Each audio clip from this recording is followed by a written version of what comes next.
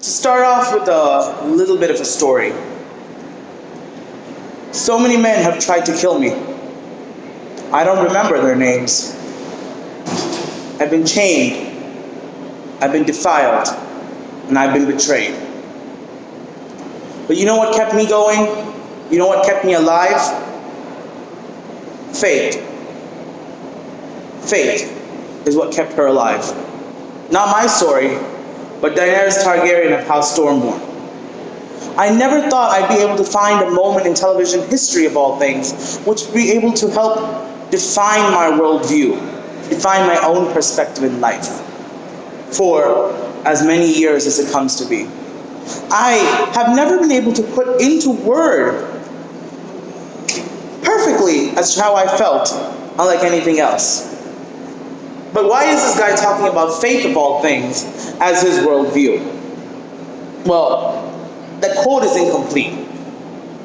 Because Daenerys goes on to say, not faith in men or gods, but faith in myself. And that's where this rounds off to. Is faith really overrated? No, it isn't. Not if it's in the right place, at the right time, for the right reasons. Faith is a driving force of humanity. People may underestimate it heavily due to its associations with the non-scientific, the rationale, the regardlessness of the rationale. But is that so the case? Because rationale was driven by faith. So is so many other things that we come to rely upon in today's world. You may not trust me on this, but think about it. Before there was science and reason, there was a faith for the betterment of humanity. Faith that you will get somewhere in the future, even after your death, that allowed you, that strived for you to be the greater being. Science came along, disputed all the theories that came along with it. But we had our faith shift away from an era of magic to an age of science.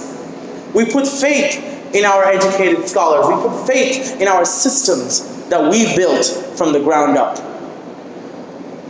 That is how society functions. That's how the world functions. Money is the most necessitous form of faith in demand. We implicitly trust that that paper that we hold in hand, of whatever color it may be, holds value equivalent to the numbers written on it. The entirety of human society is built on a transaction of faith. But what do we need to have faith in is the real question. Faith in gods and faith in other people is long since overrated. The truest form of faith lies when you have faith in yourself. There needs to be no higher power or calling for one to be self-aware. The greatest faith one can have is faith in themselves. Faith not in their choices or their actions, but rather faith in the abilities, skills, and talents they possess, the strengths they have within them. That's all that matters. That's all which that matters. And that same faith will lead you to make the right choices. And oftentimes those choices can also be negative. Having enough faith in yourself will let you know where your limit is. And having enough faith in yourself will let you trust unto others.